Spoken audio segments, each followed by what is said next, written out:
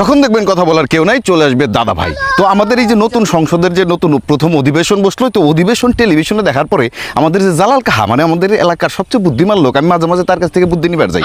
তো সেই জালাল কাহার কথা আমার খুব মনে পড়ে গেছে। কেন মনে পড়ে গেছে? তো আমার জালাল কাহা এবং জালাল কাহার বউ আর জালাল কাহার মা এগুলো তুমুল খালি ঝগড়াঝাটি লাগে। হ্যাঁ, জালাল কাহার মা কয় তুই এলো বউ ছাড়া তুই লড়া পারস না, চড়া পারস না। এই দিক দিয়ে জালাল কাহারে দেয় ঠেলা। আবার বউ কয় তোমার সংসার আমি আর করলাম না, আমি তোমার সংসার থেকে ওয়াক আউট করে বাইরে হয়ে গেলাম গা, বাপের বাড়ি মাঝে মাঝে চলে যায় আবার চলে আয়।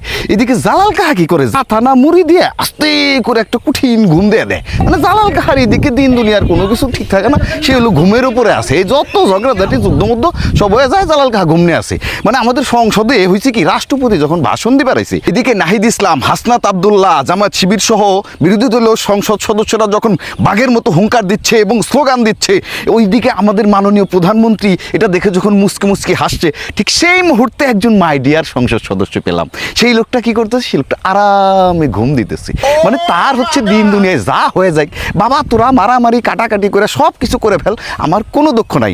তারে আমার ওই জালাল কাহার মতো বুদ্ধিমান মনে হইলো আর কি। মার বউ ঝগড়া করে মনে করেন ওরা মারামারি কাটাকাটি করে যাই হয়ে যায়, জালাল কাহা কাটা মুড়ে একটা কঠিন ঘুম দেয়া দেয় আর কি। তো ওই সংসদ সদস্যটার আমার খুব বুদ্ধিমান মনে হইলো, তারা আমার খুব পছন্দ হয়েছে, মাই ডিয়ার লোক। হ্যাঁ, এদিক দিয়ে মনে করেন যুদ্ধ লাইগা টাইগা সব কিছু ধ্বংস হয়ে যায়, তার ঘুমকে ফেরায়। থ্যাংক ইউ ভাই।